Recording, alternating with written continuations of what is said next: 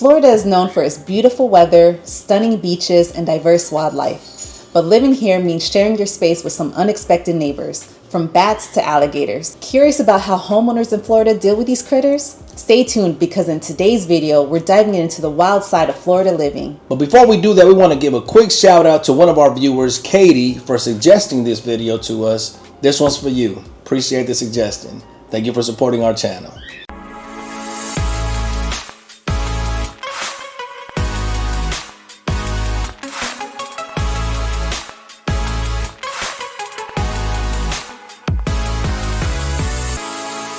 Hi, I'm Shanika, and this is my husband Saul. And together we are the Hernandez Group. Welcome back to Viva Tampa, where we create these videos just for you, sharing what it's really like to live and move to the Tampa Bay area.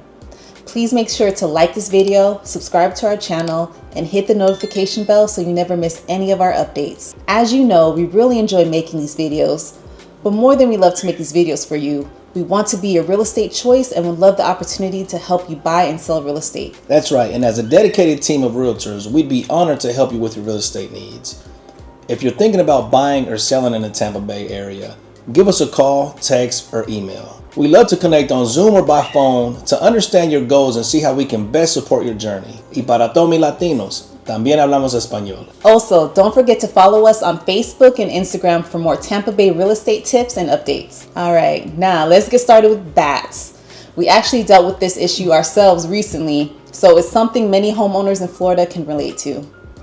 Bats are a common sight in Florida, especially during the warmer months. These nocturnal creatures often seek shelter in attics and eaves of homes. While they play a vital role in controlling insect populations, they can become a nuisance if they decide to settle in your home. Homeowners often discover bats when they hear rustling noises in the attic or spot droppings near entry points. So, how do you deal with them? Florida law protects bats, especially during their maternity season from April 15th through August 15th.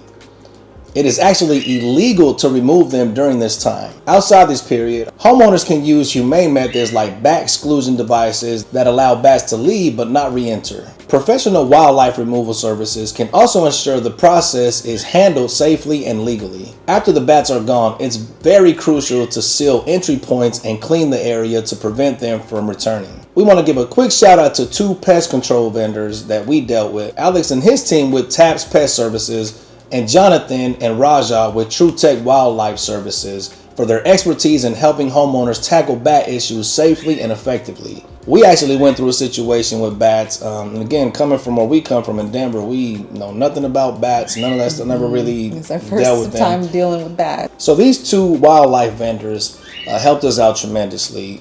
We noticed a lot of bats in the neighborhood. And at the time, we didn't think nothing of it, right? We just were like, okay, this is a Florida thing. And then one day I was out there in the patio and noticed one of my daughters yelled out, said, hey, we have bats coming from our roof. And we noticed these bats coming from our soffits, and they were just flying out. It was probably about a good 10, 15 of them flying out. So, you know, what I did is I reached out to these vendors here, and they took care of the issue. And because it was around that time where they're protected between April 15th and August 15th, they actually did some things to kind of just try to slow down the situation. And then after August 15th, they took care of it, where they eventually got rid of all the bats and sealed up our soffits. And, you know, the other vendor came out and took care of the whole like disinfecting and fogging the attic and making sure they vacuumed everything up and just made everything safe for us to breathe in. We didn't really know that, you know, breathing in that stuff also is very harmful, right? And you would assume it would be, but we didn't know anything about bats. But again, we just want to give a quick shout out to those two vendors for everything they did for us and our family. Appreciate you guys. Yes, thank you so much. Keep doing what you're doing. Appreciate it. And for those who want to coexist peacefully with these creatures, bat houses are an excellent alternative. These provide a place for bats to hang out outside of your home, allowing you to enjoy the benefits of natural pest control without the mess or damage. And like most people who are not familiar with FloridaLiving, when we asked them, hey, what are really bats? Why are they out here so much? And it makes sense now, right? They told us that they're actually good for our environment because they actually eat all the mosquitoes. That's what they feed on. So, and we have a lot here in Florida. There's a lot of lagoons, a lot of ponds, a lot of water, right? So They actually do a lot for us and stuff, but I just didn't want them living with me. Yeah.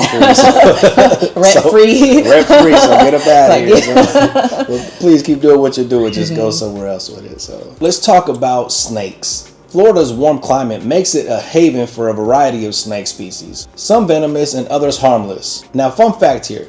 Did you know that Florida is home to 45 different species of snakes? And out of those, only 6 are venomous. So while encountering a snake might seem scary at first, most of the ones you'll find slithering around your yard are actually harmless and play an important role in the ecosystem by helping keep rodent populations in check. I remember a time when I spotted a snake slithering up our driveway. Without thinking, I picked it up and tossed it into the grass. Now, I don't recommend doing that at all. It's always a risky move, and it's always better to play it safe when dealing with wildlife. To minimize encounters, homeowners can take preventative measures like keeping their yards tidy. Snakes are attracted to places where they can find food and shelter. By removing debris, trimming shrubs, and keeping grass short, you make your property less inviting to snakes. Sealing gaps around your home's foundation and under doors can also help keep them outside.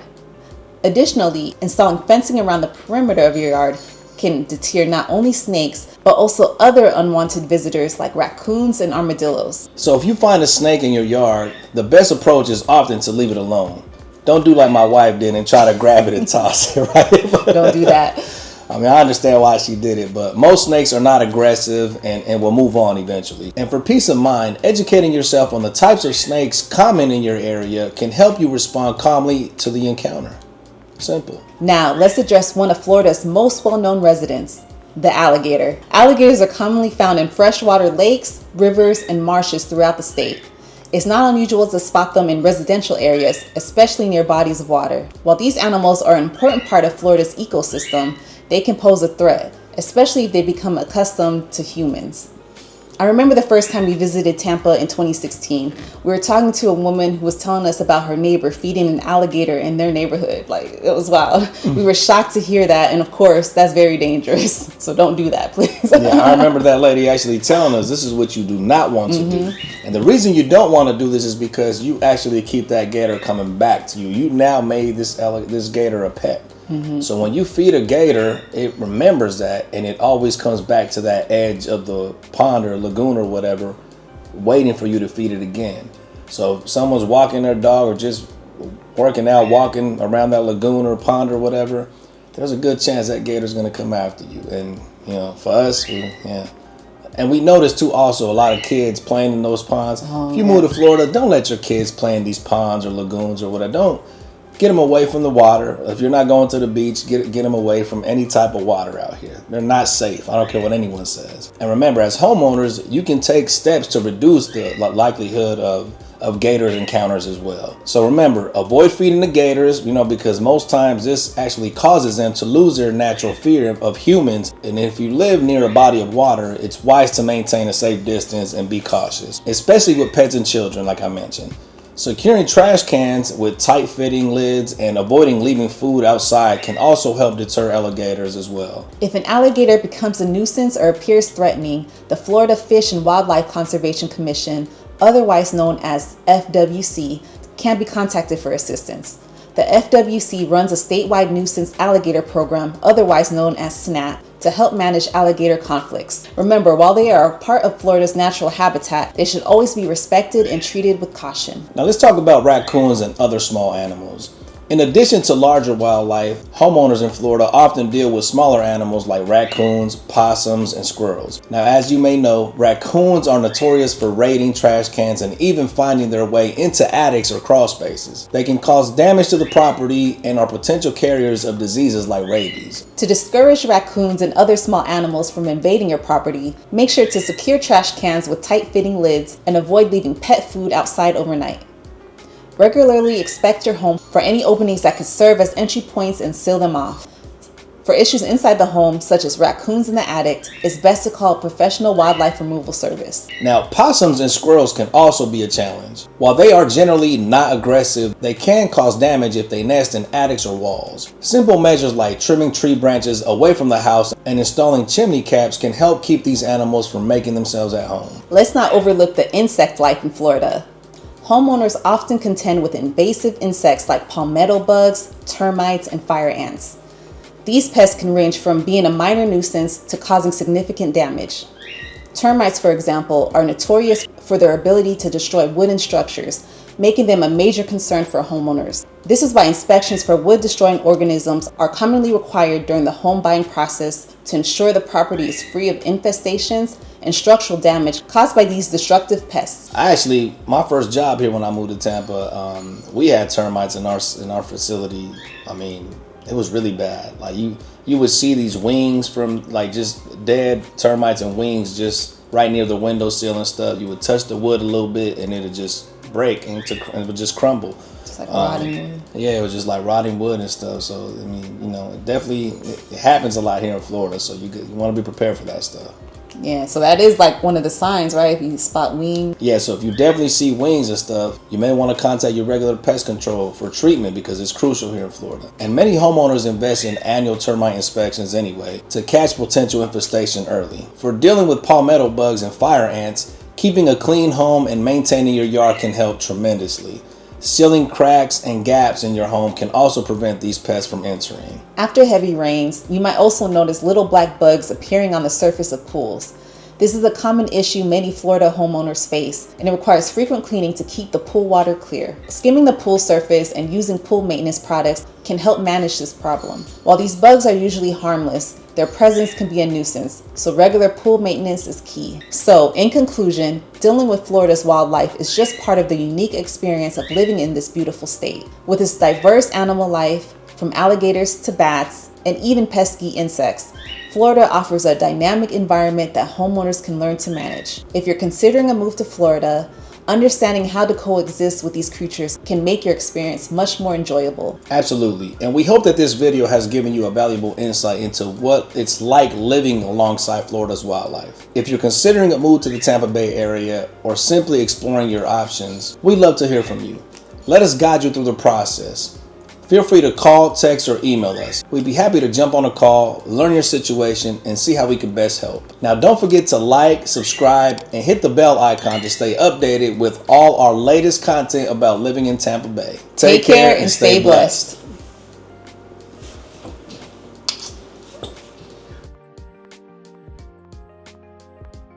We want to give a shout out to Katie who gave us this awesome idea. So, hi, Katie. No, that was terrible. Hi, Katie. That was terrible. You want me to do it? Yeah. Hi, I'm Shanika, and this is my husband, Saul. And together we are the Hernandez group. We're not doing the Hernandez group together. You just said it? Mm-hmm. I'm so sorry, Mom. I didn't even know. We always do. I'm sorry. I was like, are we not doing that? No, I'm sorry. I didn't even hear you. Don't forget to follow us on... What are we following? Don't forget to follow us on. Take a deep breath, man. There it is. These nocturnal creatures often seek shelter. Oh no! Mama usually gets on me for putting those words like that together. I know. She did this one right here, guys. Can also ensure the process is landlord. His landlord responsibility. Oh my God. And we are the landlords. Add it to the bloopers, I guess. I remember a time when I spotted a snake slithering up our driveway. Without thinking, so don't do this, but without thinking, I picked up the snake and tossed it into the grass. That was just like my first reaction. I saw it slithering up. I didn't want it to get into our house or our garage, so I just ran up and like tossed it out.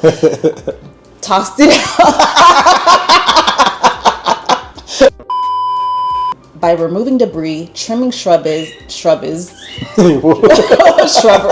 don't know what that is.